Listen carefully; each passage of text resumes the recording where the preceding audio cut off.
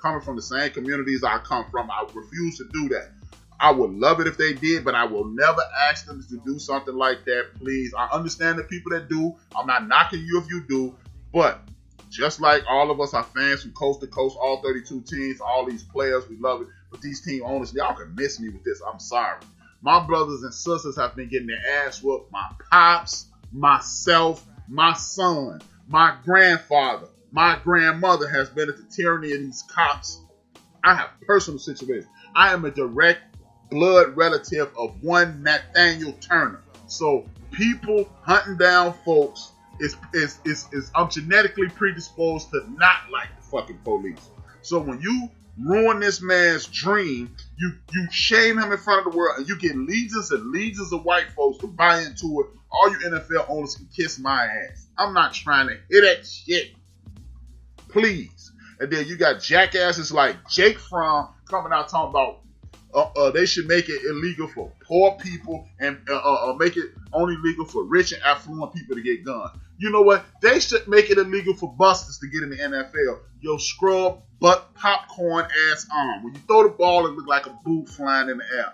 You don't need to be able to do shit in the National Football League. Now, when people was talking about, I'm going to get on him next, but people talking about dropping balls with Drew Brees, I'm not going to tell them to do that. But when y'all see this bum Jake Fromm out there, half-ass run the route on that play.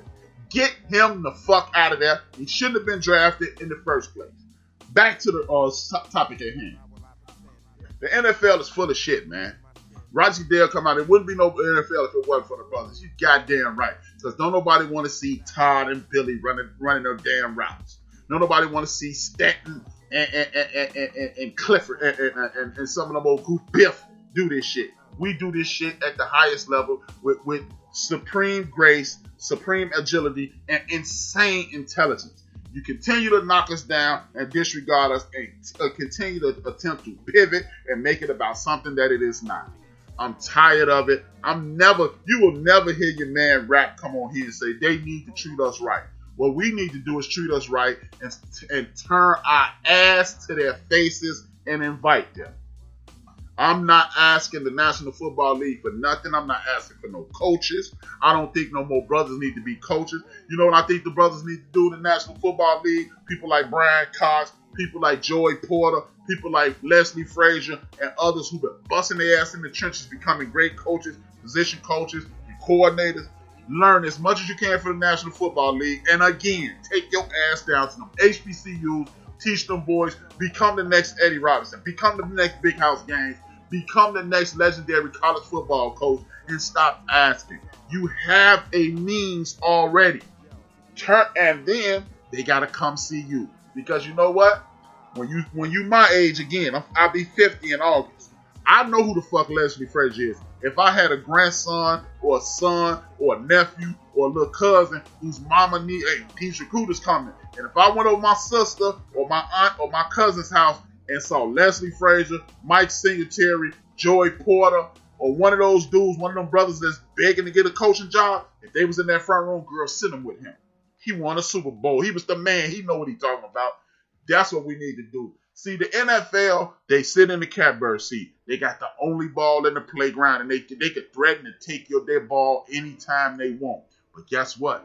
Your ball don't look like shit laying on the ground. Leave your fancy, cute, elite ball on the ground. And like J. Ron, he from Canada. Go to the CFL. Agents. I know some agents that's listening. Because I know some ESPN people listening because you motherfuckers be quoting me too much, and that ain't no damn coincidence. But agents, start negotiating with the Canadian Football League and let the bros get to going up there. To me, that's Kaepernick's only mistake. When the NFL told him, the KMA, he should have took his ass up to the Canadian Football League and became the greatest Canadian football player since Warren Moon. And never come back like Damian Allen. Is Damian Allen as rich as Peyton Manning? No. But he got just as many MVPs and he got more Super Bowls up there. This is not the only ball in town. Do you want to be a professional football player? Do you want to get paid to do what you always want to do? Or do you want to play in the spotlight? That's what you got to ask yourself, black athlete. That's what you have to ask yourself.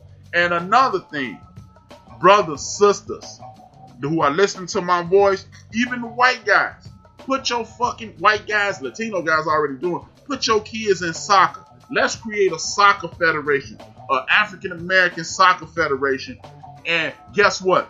When you got guys like Reggie Bush, who's 6'1", 215 pounds in the street, Reggie Bush is a big man. On the NFL, he's a little bitty guy.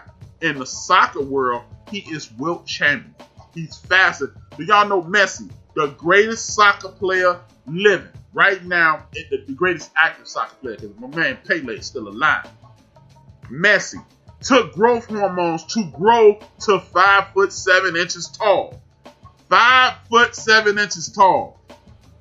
Imagine if Reggie Bush would have got one of them $300 million contracts, $150 million to go, and then sign another $200 million like Messi just did. We got to get our kids in this. Then we can have these dudes donating money to our communities and things of that nature. I'm tired of this. I'm not asking the NFL for nothing. Y'all can sit around and ask them for the scraps off their table. I'm not. Am I going to enjoy football? You goddamn right I'm going to enjoy football. But I told y'all, I am the most unique football fan in the world. I have had a New York Giants starter jacket. I have had a Chicago Bears starter jacket. I have had a Detroit Lions starter jacket. I've had a myriad of hats, t-shirts. The Raiders are clearly my favorite team. I've never bought any Raiders paraphernalia. I never even had a Bears jacket. I had a Bears t-shirt, and I just bought the first one a couple years ago. The teams that I like, I've never purchased their gear. I know that's rare, and I'm not telling you not to do that. Rep your team. Enjoy yourself. Enjoy the game. But we got to stop asking people for things that should be given to us. Because, like Roger Goodell said, it wouldn't be no NFL without brothers. How about this? It wouldn't be no fashion in the NFL if it wasn't for brothers either. Because guess what? When I came of age, hip-hop took over this fucking world.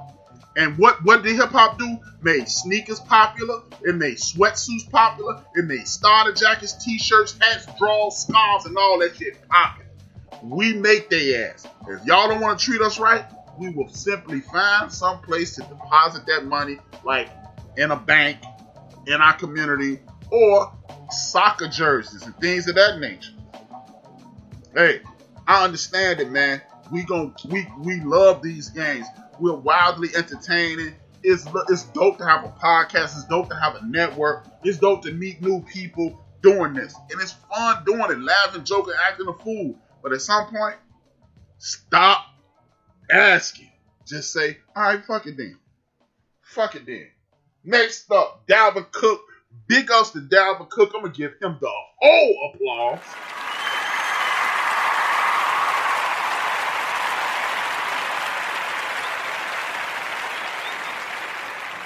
For waiting to the most opportune time to say, I ain't playing if y'all don't give me a raise. Dalvin Cook is going to make $1 million. That is poop butt league money.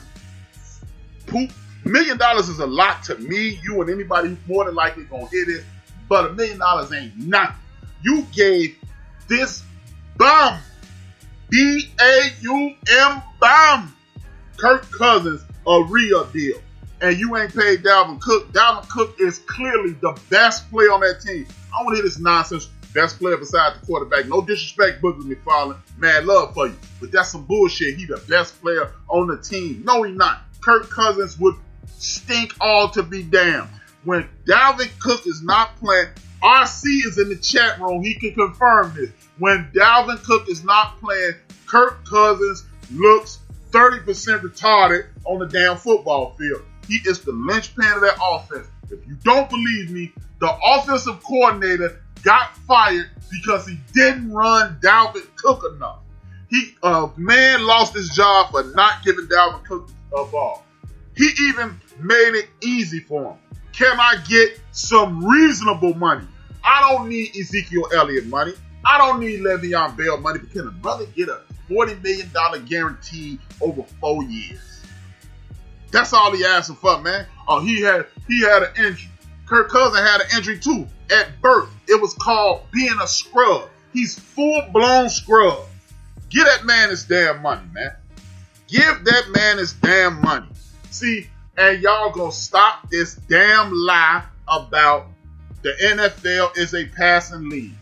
until, I will say it, I said it before, I'll say it again, until Buffalo, Miami, New England, the Jets, the Ravens, the Bengals, the Browns, the Steelers, the Titans, the Broncos, the Chiefs, the Chargers, the Giants, the Eagles, the racial slurs. For those who don't know, that's the team in Washington. The Bears, the Packers, the Bears, the Packers, and the 49ers get a dome, and the Seattle Seahawks get a dome. It's not going to be a passing league. You run to win, you throw to score. Those are the basics of football. When you have Kirk Cousins as your quarterback, or one of these mediocre ass, what's the boy name, Mitch Trubisky ass quarterback, if you do not run the football, they will just step back and wait on him to hit a wide open linebacker, safety, or DB. That's the way you do it. That's the only way they can look good. Everybody want to say, oh, when Diggs called out Kirk Cousins, he woke up. No. Dalvin Cook was hurt those 3 games. He came back, proceeded to rush for 1,100 yards and 13 touchdowns, and Kirk Cousins looked like the non-pedestrian quarterback he did. Just like that poop butt Tannehill and these other Rudy Poos throughout the league that's stealing from the NFL. The next week list gonna be quarterbacks that need to play with a damn corona mask on because they are stealing. But with that being said, man, look, pay the man Dalvin Cook, stop playing, and I will continue. I'm gonna close it out by saying this. I have peeped the game of the National Football League. Y'all talking about giving Kaepernick his job back. What about the racism against my brother Cam Newton? Oh, we forgot about Cam Newton, didn't we? We forgot about Cam Newton. That's pure racism. Cam Newton is a flamboyant young brother who dresses outrageously. And I don't mean outrageous in a bad way. I mean outrageous meaning I'm in your face with all this craziness. But the NFL, they don't want, that's why they made that rule, stop taking your helmet off. Because if you start taking your helmet off, people start to recognize you and you become bigger than the game. Do I want Colin Kaepernick to get a job in the National Football League? I think it would be great. But more than that, stop blackballing the brother Cam Newton. Stop telling me about some health scare and y'all that opened up the whole country. How in the hell did Tua Tagovailoa get a fucking physical and Cam Newton, one-time league MVP, coach, or ran a team straight to the Super Bowl, he can't get a doctor to go see him? You mean to tell me y'all done put $100 million in this dude's pocket, several million in endorsements, and he don't have the wherewithal to have some physician that is respected by the National Football League to come to his house or be able to fly to him so he can get a damn x-ray on his foot? Y'all already see his shoulder, but y'all can look at the video and see Tua arm good, but Cam arm may not be good. We don't know. Y'all can kiss my ass. Just like that lie that y'all was telling about Jameis. Just like, oh, but then it takes my brother Louis Riddick. Louis Riddick comes on television and tells the world, hey, bruh, I looked into the Jameis Winston get down. Half of those interceptions that he threw, it was because people didn't run the right route, quit on the route, or tipped the ball. So that takes him down to 15. He was the most sacked quarterback in the league last year, which that knocks at least, out of that 15, that knocks at least 5 of those interceptions off. So he would have had 30 touchdowns and 5 interceptions. And 11 interceptions. That's MVP conversation all day long. So y'all can see, I'm seeing right through the fucking dog whistles. I'm seeing right through the bullshit. I get it, man. I get it. White folks in America, y'all losing y'all grip. But guess what?